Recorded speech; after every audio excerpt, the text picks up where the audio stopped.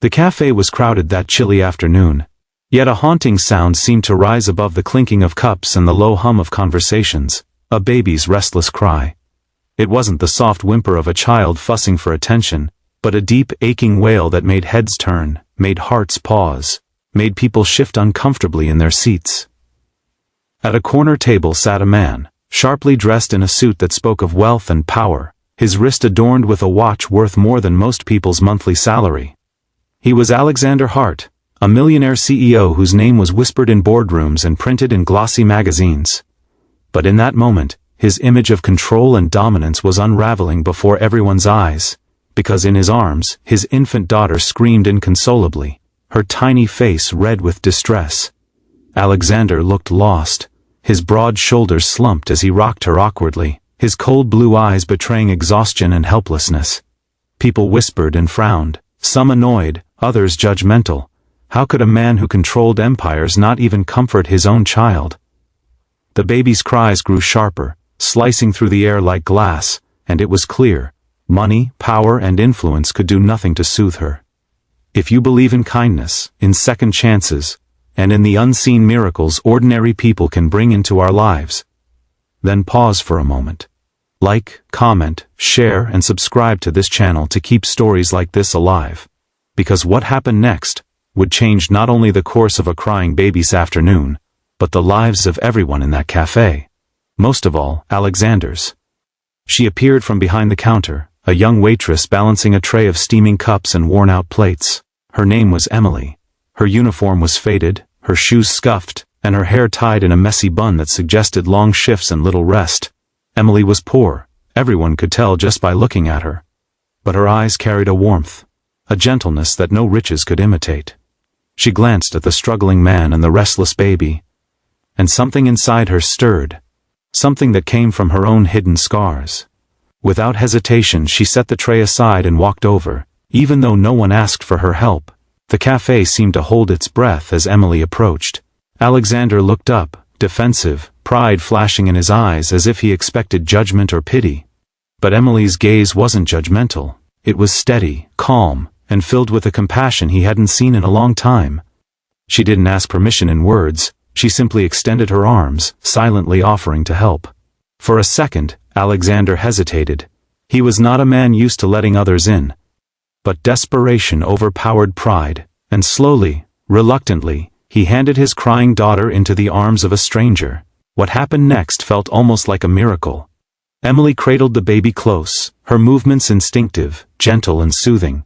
She hummed a soft lullaby, not a fancy tune, but one passed down from her own mother, a melody she herself had been comforted by when life was hard and hunger gnawed at her childhood nights. Slowly the baby's cries began to soften.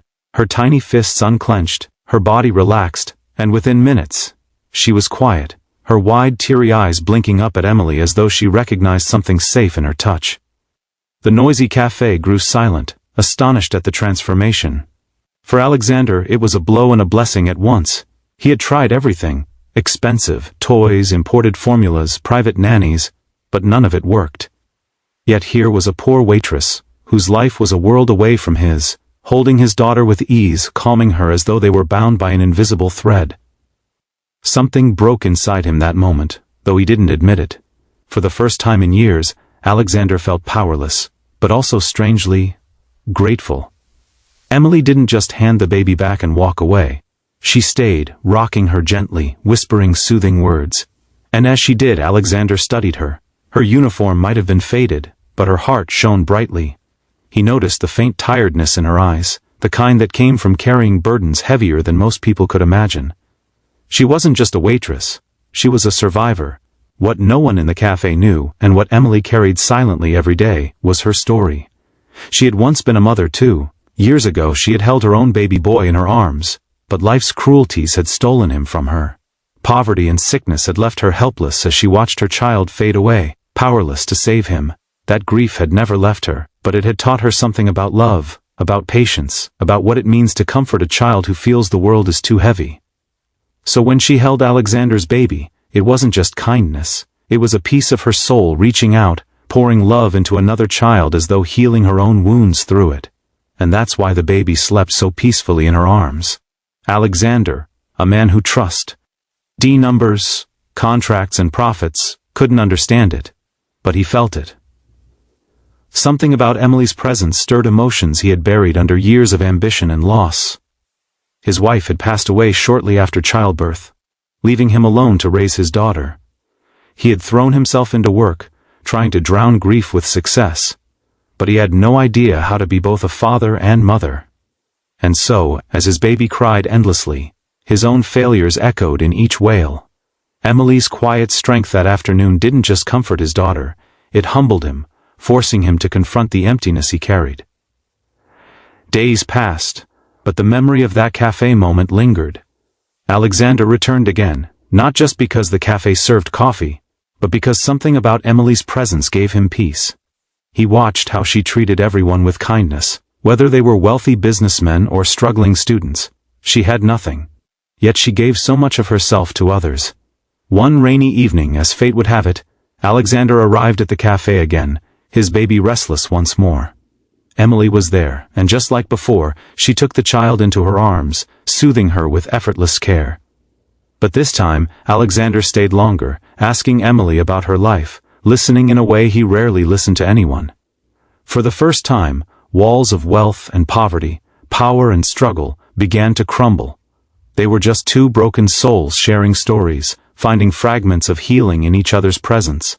Emily's story moved Alexander in ways he never expected.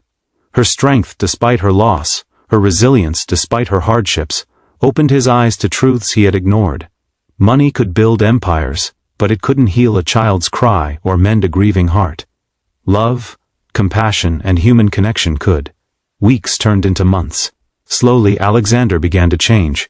He spent less time buried in his corporate towers, and more time learning how to truly hold his daughter, how to be present, how to comfort her the way Emily had shown him. And Emily, though hesitant at first, became a constant part of their lives, not as a nanny, not as an employee, but as someone who cared deeply, who gave freely, and who, without even realizing it, became family. But it wasn't just Alexander and his baby whose lives changed. Emily too found healing in their bond. Holding his daughter brought back memories of her own child, yes, but it also gave her purpose, a chance to love again, a chance to turn her pain into comfort for another. In the quiet moments, when the baby's soft breaths rose and fell against her shoulder, Emily felt a piece of her broken heart stitching itself together. Life has a way of bringing people together in the most unexpected places. A millionaire CEO and a poor waitress might have seemed like two ends of a spectrum, but sometimes it takes a crying baby to reveal the truth, that at the core, we are all just humans seeking love, connection, and comfort. If this story touched your heart, if it reminded you that kindness and compassion can change lives in ways money never can, then please like this video, share it with someone who needs hope, and subscribe to the channel. Let's keep spreading stories that remind us of what truly matters. Before we end, I have one special request. Comment below with the words, "And kindness heals." If you believe, like Emily, that a simple act of love can transform even the coldest moments into miracles.